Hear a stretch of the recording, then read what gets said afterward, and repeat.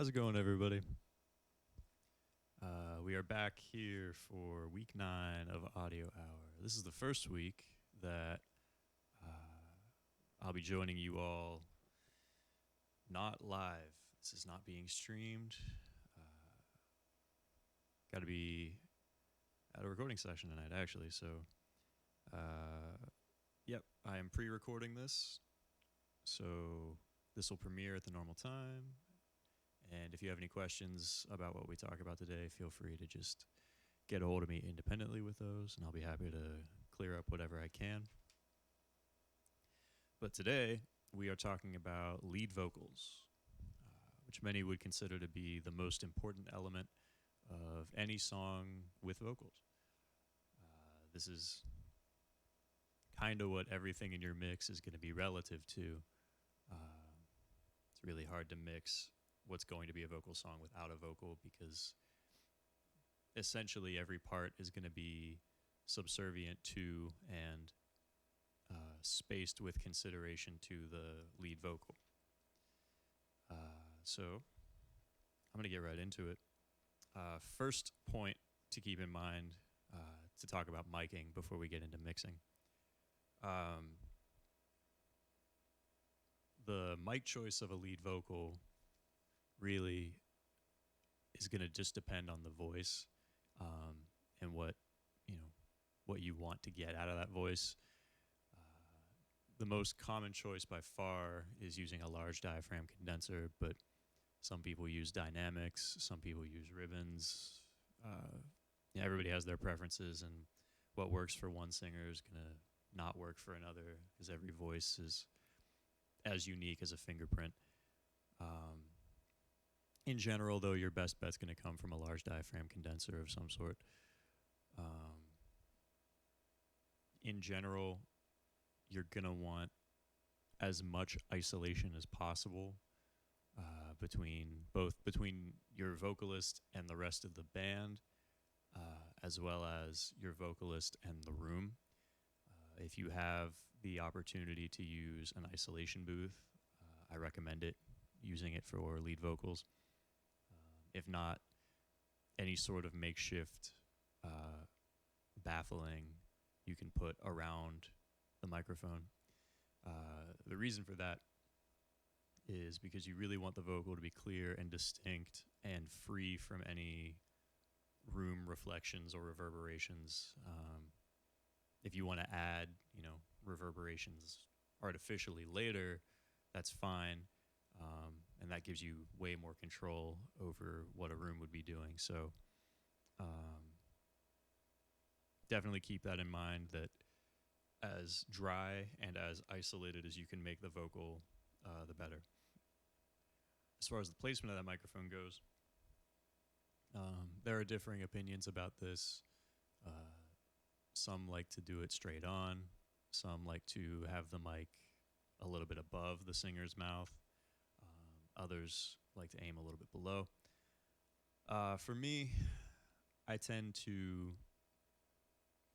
make the capsule of the microphone basically level, like in line with the vocalist's mouth, if not just a slight bit above. Usually within 12 inches of them, sometimes closer.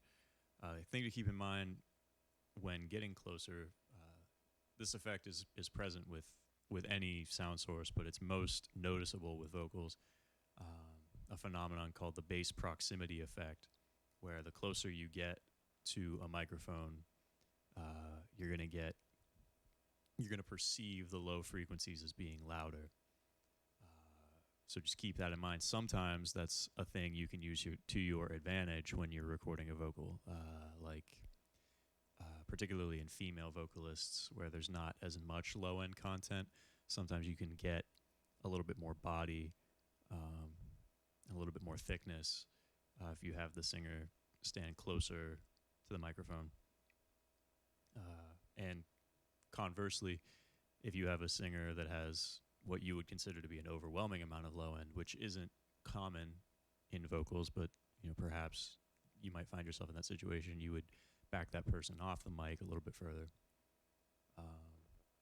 distance from the mic also plays like another consideration with distance from the mic is the material of the song. So say, you know, you've got this big screaming rock song, you're going to have that vocalist backed off a little bit. I'll give you more space. The singer's going to be able to be louder and like not worry about what it's doing to the microphone. But if you're doing, you know, like a jazz ballad, you're pretty much going to want to be right on top of the microphone because then it's going to sound to the listener like the vocalist is right next to them and kind of closes the perceived space between the listener and the vocalist, which can be a really neat effect when it's applied tastefully to the source material. But yeah, those are generally your considerations when miking a lead vocalist. With that, we're going to go ahead and switch into some mixing.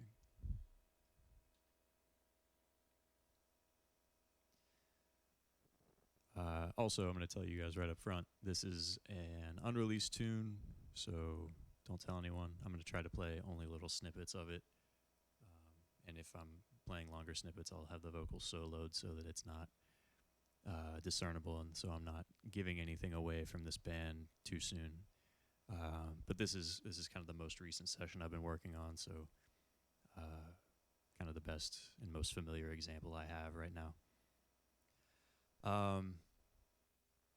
So in general, your vocals compared to anything else in your mix are going to tend to be the most compressed elements, meaning the least amount of dynamic range.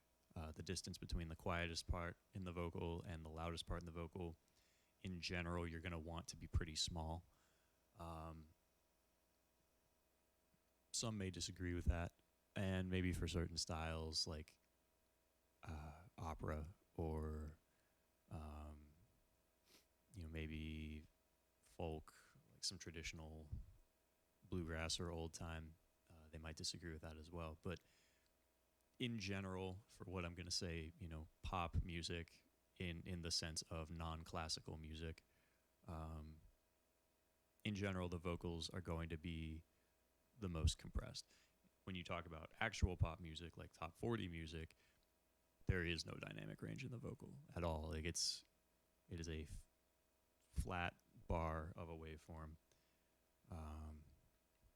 which makes sense because, you know, if, especially in top 40 where the vocal is pretty much the only element of a song that anybody is concerned with, and you know that's going to be going out over radio, then you just want to make sure that every element of that vocal gets heard regardless of what volume it's played back at.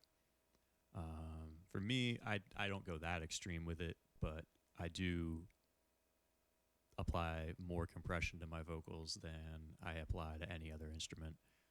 But one way I try to pad that a little bit is by compressing in stages. Rather than using one compression unit and sucking all the dynamic range out of the vocal using one compressor, I'm going to take out little pieces of it at a time, which lends itself to a more transparent application of compression.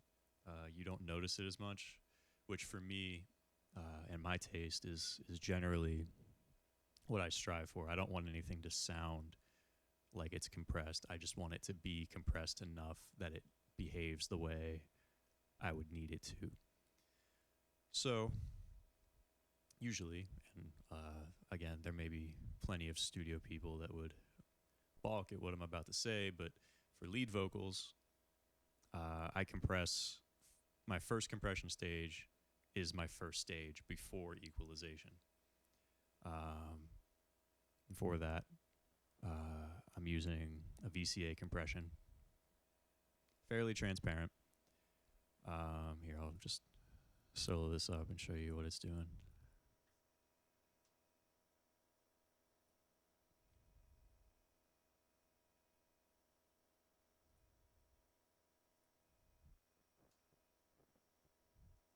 So here's the dry vocal. Like his daddy and his daddy before, he dig his own hole in the ground.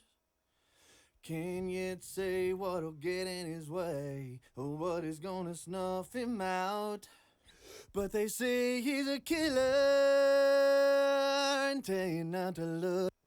And before we go any further, I'll just go ahead and tell you this is a large diaphragm condenser, about 10 inches away from the singer, because that's at the further end of that distance, like within a foot.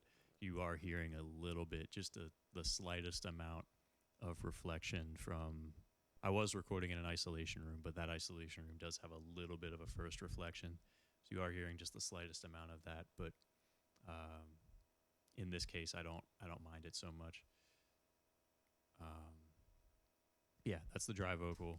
And then when I apply my first compression stage, which kind of a slower attack, medium attack, I suppose, super light ratio, 1.5 to 1, and a pretty quick to medium release at 100 milliseconds. So basically, this is really just, I'm using this to kind of smooth out the entire thing. It's not necessarily shaving transients because I'm leaving a little bit of time on the attack, and it's not necessarily leveling off tails because my release is a little bit slower too. But because my ratio is so light, that's going to allow me to bring my threshold down further, and it just kind of, I guess you could say it smooths the contour of the waveform without removing anything from it per se, which is going to make my future compression stages a little bit easier and a little bit more transparent. So, dry vocal. Like his daddy and his daddy before, he dig his own hole in the ground. And then if I bring it in, can't yet say what'll get in his way or what is gonna snuff him out. But they say he's a killer and tell you not to. so you can see when I cycle that on, first thing that you'll probably notice is that spatially it brings it forward. The other thing you might notice is it's changing the frequency content, and it is, which is why in the case of a lead vocal, I compress before I EQ, because I know with the amount of compression I'm going to want out of the whole thing, it wouldn't make sense for me to EQ first because the frequency balance is going to be so different anyway after I apply all the compression that I want to EQ kind of in the middle of it. So this is kind of flattening my frequency range as well as the dynamic range up front before I do any further processing. So with that, I then move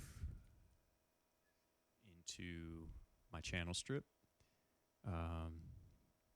applying EQ, and also I'm doing a second compression stage. This time a little bit more aggressive a ratio, but still pretty low, 2 to 1 ratio.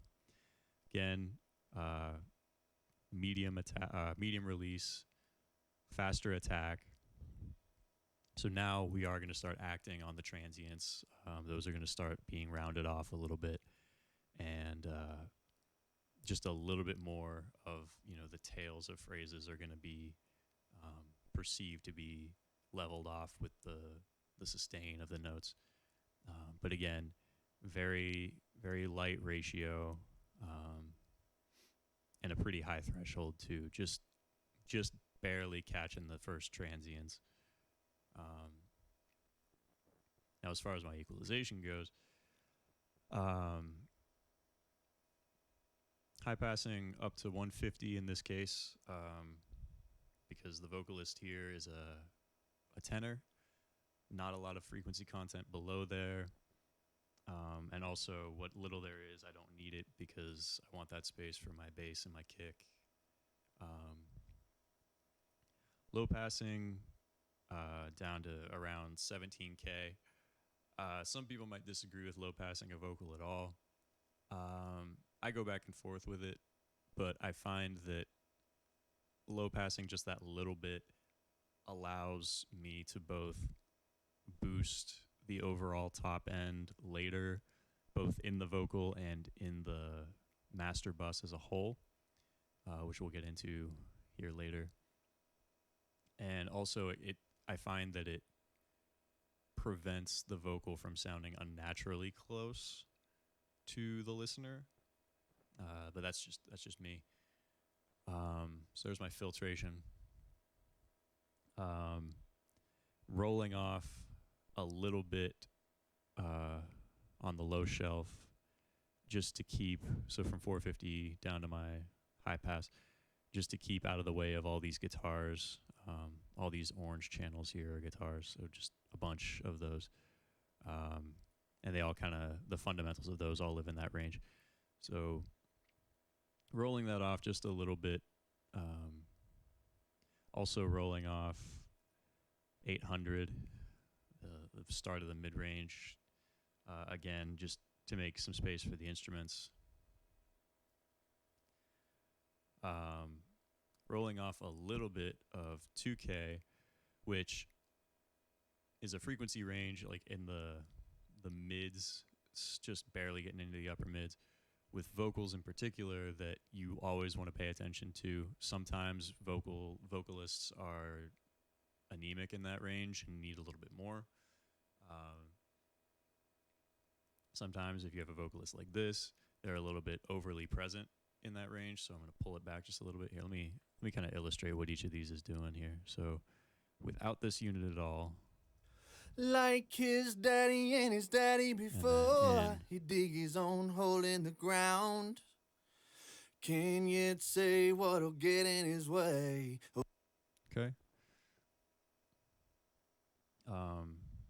So I can cycle these EQ moves. So if I take off the low shelf here, like his daddy and his daddy before, so you hear that kind of dig his own hole in the ground. thickness, that kind of, can yet say what'll get in his way, or what is gonna snuff him out. But they say he's a killer. yeah, that just breathes better. And then as far as this mid-range cut goes, like his daddy and his daddy before, he dig his own hole in the ground. so listen for that. Can yet say what'll get in his way, or what is gonna snuff that him kinda range. out. But they say he's a killer, and tell you not to look his. Makes it feel a little less boxy. And then this upper mid here. Like his daddy and his daddy before, he dig his own hole in the ground. Can yet say what'll get in his way, or what is gonna snuff him out. But they say he's a Yeah, that just killer, darkens it up a little bit. and Makes it a tell little you less not to bright, a little look his less way. A stone cold killer. And then in my high shelf, I'm going to start boosting from 5K up to my low pass. And you'll notice that in every other instrument in this mix, in the EQs, I've left space here in the 5K range because I know that that's where I'm going to get a lot of my vocal clarity. It's generally a good range to look for most vocals. Again, everyone's different, but somewhere in this 5,000 hertz range is where you can usually try to leave space in other instruments and get a lot of vocal presence. Sorry. So what that is doing.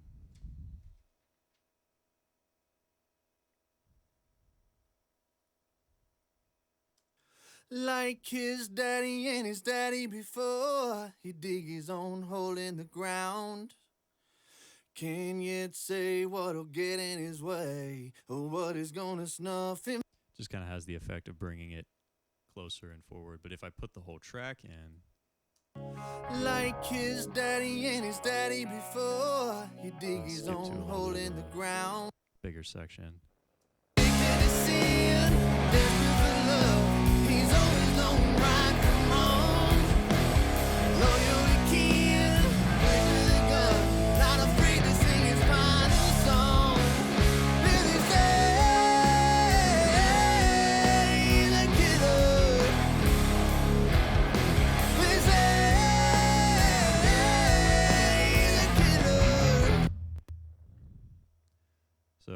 just to give you a sense of the importance of the EQ curve that you place on the vocal, as well as all the other EQ curves across the mix reacting to that EQ curve and leaving space where that takes it and occupying space that leaves.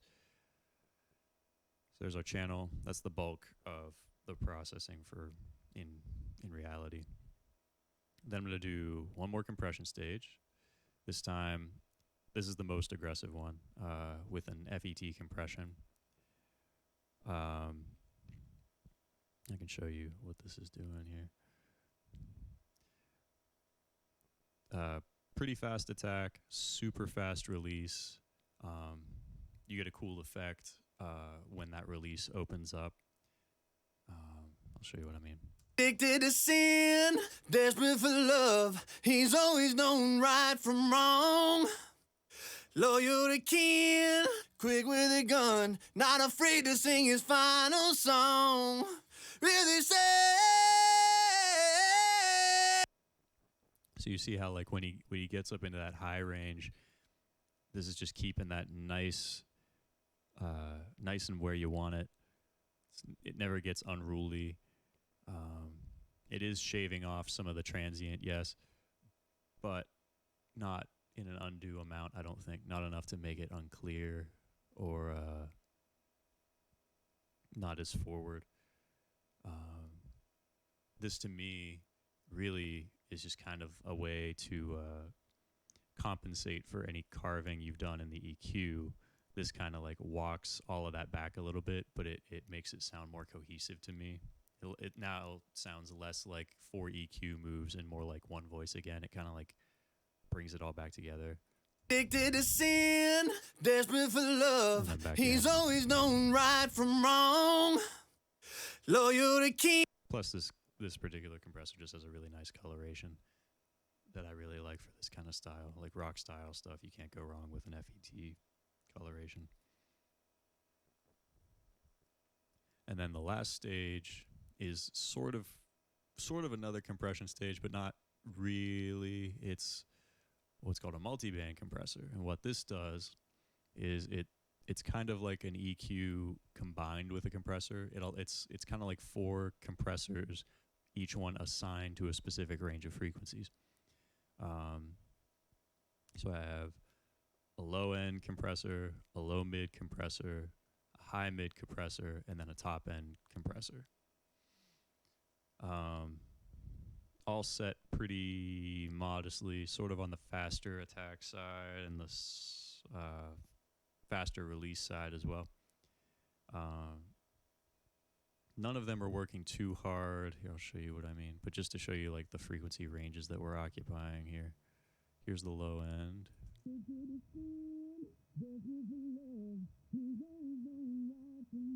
Here's the low mid. Loyal to kin, quick with a gun, not afraid to sing his final song. High mid. Really say he's a killer. And top end.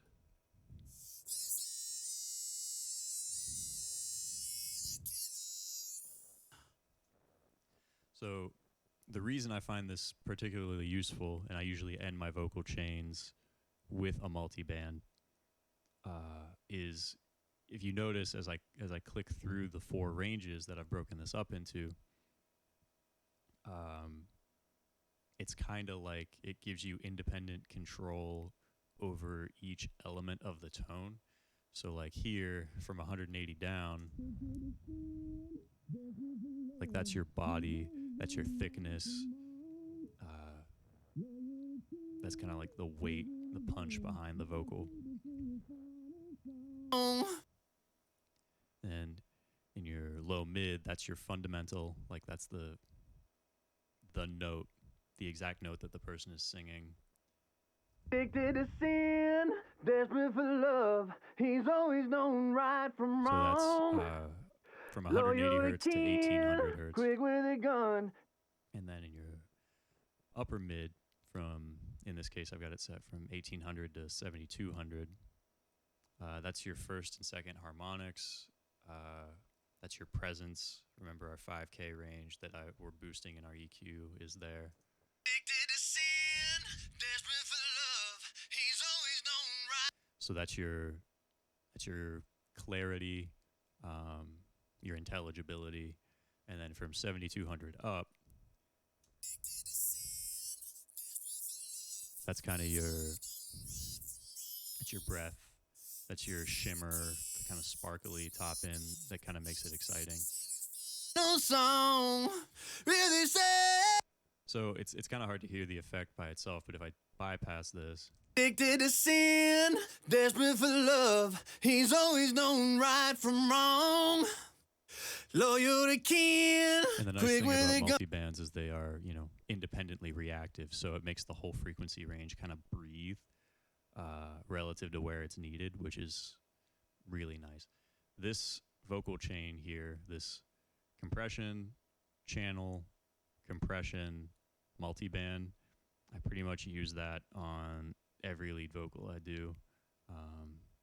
Don't take that as me saying this is the right way to do it. There isn't a right or wrong way, but for me, I've found over the years that this is what I like best and what gives me the best results every time. So with the multi-band, I've set my thresholds where I want them to achieve the amount of compression in each range. And then where I really start to tailor it is with the makeup gain. So you notice I'm adding 3 dB to the low end. I usually leave my low mids where they are because that's usually like the loudest, most present part of the vocal. It doesn't, usually it needs the compression of the multi-band rather than like a compression and a boost. A little bit of a boost in the upper mids just to make sure that it stays in front of this big instrumental. And then nice healthy boost, 2.4 dB in the top end, just because it makes it kind of exciting. I'll show you what I mean here. I'll kind of cycle through these with the track in. Addicted to sin, desperate for love. He's always known right from wrong. Loyal to kin, quick with a gun, not afraid to sing his final song. Really say he's a killer. They say he's a killer. And then just to give you a sense individually. Addicted to sin, desperate for love. He's always known right from wrong. Loyal to kin, quick with a gun, not afraid to sing his final song. Really say he's a killer. They say So that is my process on the lead vocal itself, but that is not where you have to end it. There is also a lot of parallel processing that vocals can benefit from.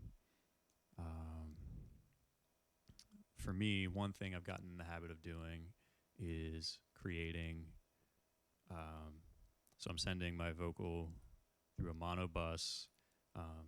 Worth mentioning, always keep your lead vocal in mono. If you send it to a bus, like if you have a bunch of single line tracks and you want to bus it, make sure the bus is mono too.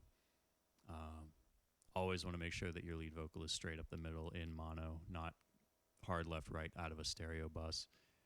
That's a mistake I've made a lot, and it just don't do it. Let me make that mistake for you. But yeah, lead vocal being mono is extremely important. So I'm sending parallel through this mono bus over to these two channels here.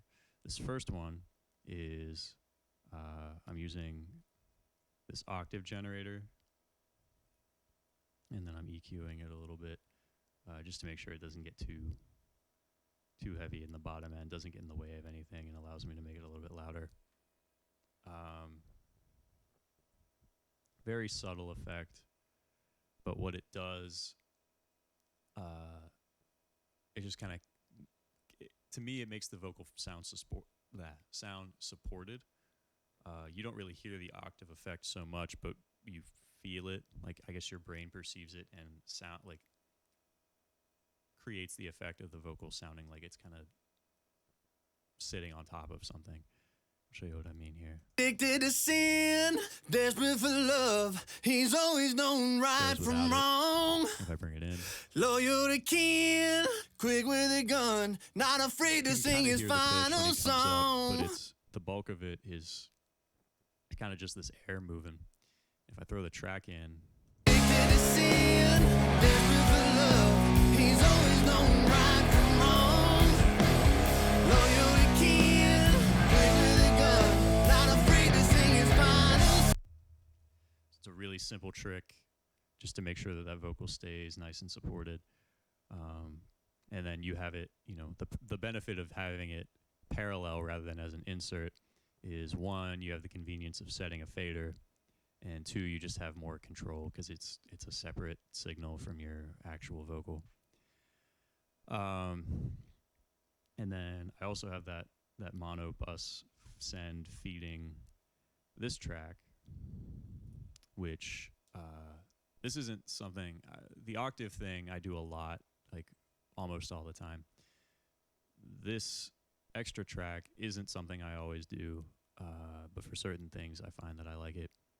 Now this is taking that mono bus and converting it to stereo, and I call this just an effects channel, where I've just kind of thrown all kinds of stuff at it. I've got this, what's called a doubler, where it takes the signal and basically like pitch manipulates it and spatially manipulates it and delays it a little bit. Here, probably the easiest way to do this is to just solo this channel here.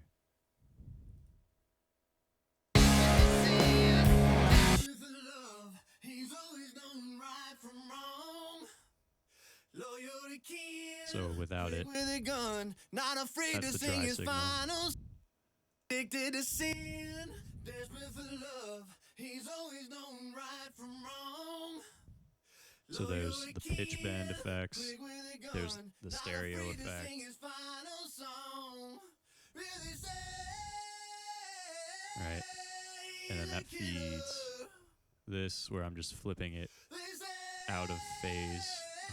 That's something that's helpful to do so it doesn't get in the way of the, like, you're messing with the frequency range so much with these time-based effects that it helps to put it out of phase with the original, so that, because by the time it's processed, when it's out of phase, it'll be back in phase for constructive interference. Warning, weary, and he's singing the Then I'm going blues through at the another ripe age of 24. kind of Lost harmonizer his love, yeah, she modulation came and she effect. went, so he found a muse that he could pour. But they And then a say flanger, he's a killer, and tell you not to which I have look his synced way. to the tempo of the A song, stone cold killer, so that, like, it makes a full revolution lives up to his each bar. name. He's This just kind of addicted to sin, lets the air move. It gives it some motion. he's always known right from Again, this is a very wrong. subtle effect. He's loyal to If I kin, get, quick with a gun. Yeah, they say he's a big thing I'm using that for is just, remember how I said how important it is to keep the lead vocal in mono?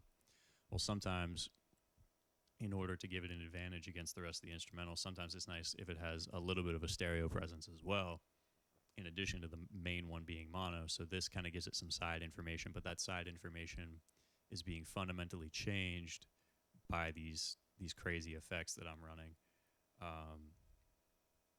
So it just kind of gives you some side information here. I'll A-B it again. addicted to sin, that's on. desperate for love. Off. He's always known right from wrong. Loyal to kin, quick with a gun, not afraid. It also just kind of makes it feel like subtly more alive, just because of all the motion that these things add. I'll play it with the track. Addicted to sin, desperate for love. He's always known right from wrong. Spreads out more when I bring that in. Like if I take it off, like it's nice and up the center in mono, like you want it. Addicted to sin, desperate for love. He's always known right from wrong. Loyal to kin, quick with a gun, not afraid to sing his mind. Kind of feels like it doesn't have to work as hard to get over the level of the instrumental. All right, so those are those parallel effects, but then we also are going to be employing our time-based effects as well. Let me bring these in. Remember how I said I usually use, I don't remember what episode that would have been, but I usually use 4 or 5 effect sends. Well, in this case, in the case of this song, just because it needed it, I'm using 5. I'm using room reverb that I send pretty much everything through, but the main function of this is for drums, like specifically like snare drum, room mics, a slap delay, a long reverb, and then 2 delays. Everything that's not the room reverb is set relative to the lead vocal. And then if I'm applying that effect to anything else, or rather sending anything else through that effect, it's always less than the lead vocal. Let me show you what I mean. So I've got each of these as separate stereo bus sends. In the case of the room reverb, it would have already been set before I processed my vocal relative to the drums. So I'm sending a little bit of the vocal through that, but not much, just enough. Make sure that you don't overdo like a short reverb vocal send, because then it'll have the effect of making it sound like too far back. You'll never be able to get it up front. Just enough so that it like makes sense spatially with the other instruments, because like I said, pretty much everything is going through that besides my kick and bass. But with all the others, I'm going to have my sends set at unity. And the reason for that is, like, so for the slap delay, which I have on bus 1920, sending unity out of the vocal, and then I set my relative blend using the return fader, and then anything else that I want to go through that, I set the blend on its send fader. So like I'm sending this one room mic through that slap delay. So I'm bringing that level up because that's the amount that I would like, but it's going up relative to this fader, which is set so that the level stays correct for the lead vocal. Same deal with my drum mics. Like I have the send for the room reverb fed off of the drum bus at unity, because that's the primary focus, and then everything else that goes through it is set relative to that. So let me just kind of bring these in one at a time so you can see what's happening. Addicted to sin, desperate for love. He's always known right from wrong. So a little bit of reverb there. Kind of, I mean, I guess sort of a lot, but for this kind of a song, I feel it benefits from it sounding like it's in kind of a bigger acoustical space.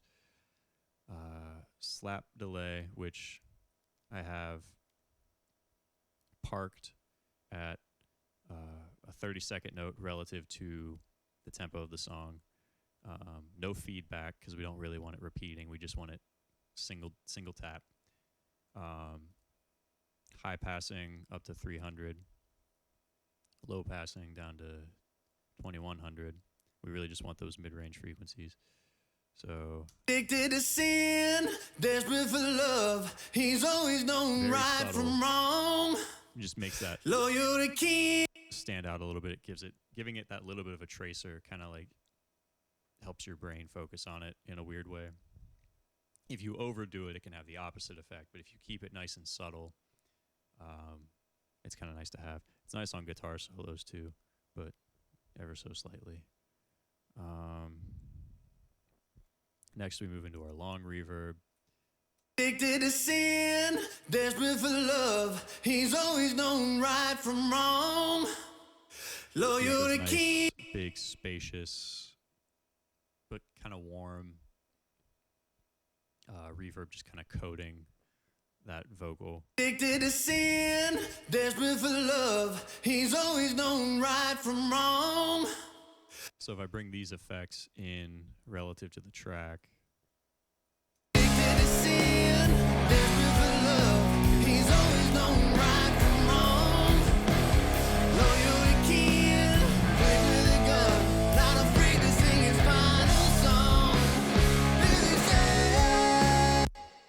again, take note of how subtle these are. It's really easy.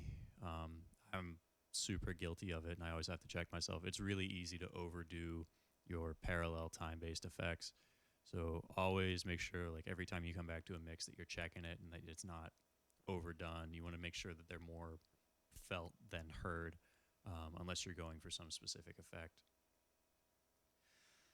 And then last, I've got my tempo delays. I've got one on an eighth note relative to the tempo and one on a quarter note relative to the tempo. Same delay units that I was using before, EQ'd the same way pretty much, although I am rolling off a little bit more top end down to 1800 on the quarter note delay.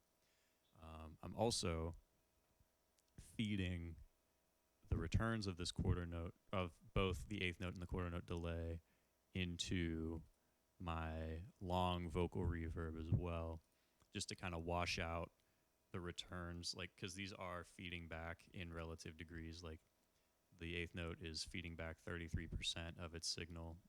And we'll talk about all these controls in a later episode. There's a whole episode on time-based effects.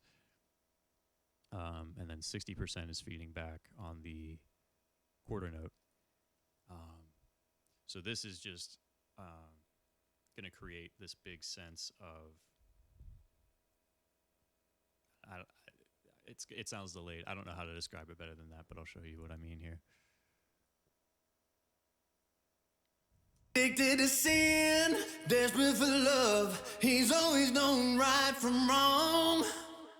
Loyal to kill, quick with a gun, not afraid to sing his finals. And then if I bring in the quarter note. Addicted to sin, desperate for love. He's always known right from wrong. And notice that I've got this set really low. Both of them are set pretty low, but the quarter note in particular, so that when the vocal is happening, you don't really hear it at all. But when the vocal stops, it's there. And it fills in those holes. That's what this is. And it just kind of keeps the overall energy up across the whole song, because it's kind of, the vocal's then like always there, whether he is singing or whether he stops singing, and it's still reverberating and it's delayed. And I don't know, it's a nice effect when it's applied judiciously. So then if you have both of them in together, it sounds like this. Addicted to sin, desperate for love. He's always known right from wrong. Loyal to kill, quick with a gun, not afraid to sing his final. Now, I haven't automated this song yet, so they're going to be a little hot in the track as a whole. But if I bring them in, you can see how it kind of gets more distinct. Addicted to sin, desperate for love. He's always known right from wrong. Loyal to kill, quick with a gun, not afraid to sing his final song. Again, it's a very subtle effect, but it kind of prevents everything from, well, prevents the vocal from stagnating. Yeah, that is pretty much what I would consider to be the relevant considerations when mixing a lead vocal. Now, obviously, you know, having multiple delays or any delays at all isn't always going to be applicable. Like if you're doing folk or bluegrass, you're probably not going to have a tempo delay. But in the case of this example, you can kind of be a little bit more liberal with the amount of effects you use. You're not always going to want this stereo effects channel. Sometimes you might want to do a parallel compression channel, which I didn't do in this case because this vocalist didn't need it. But sometimes you have a vocalist with like a smaller voice. You might use a mono bus send like this, like we're feeding the octave track. But rather than put an octave on it, you might put a compressor and compress it like almost to the point of distortion, like apply an unreasonable amount of compression, and then you can blend in that compressed signal with your dry signal, which probably also has compression in it, but like you can blend in like a ridiculously compressed signal, which also kind of has a similar effect to this octave, but in a more obvious way of supporting the vocal and making the vocal heard over everything else. So that's a thing that'll be done with vocals sometimes too. But that the parallel processing of vocals is always going to be song dependent. But in my opinion, the insert processing of a vocal, regardless of style, I'm pretty much always going to be using this kind of a configuration of compression, channel EQ with a little bit of compression, compressing again, and then a multiband. But yeah, that's just me. All of these are meant to be just examples of what I do that you can then take or leave at your leisure and see what works for you. But yeah, that's all I have this week. Come back next week for week 10. We'll be talking about background vocals. These guys over here can also, like, starting next week and the week after, we'll be talking about our auxiliary parts. So for the last 2 weeks before this one, we were talking about our rhythm section with our drums and bass, and then our mid-range, our guitars, and this song doesn't have keys yet, but would have keys and guitar. And then you have your center this week with the lead vocal. And then next week we'll talk about background vocals, and the week after that we'll talk about horns and strings, all the auxiliary parts that fill out the rest of the instrumentation and really inform the arrangement and the progression of the song from start to finish. So yeah, I hope to see you guys again for that next week. And until then, good luck.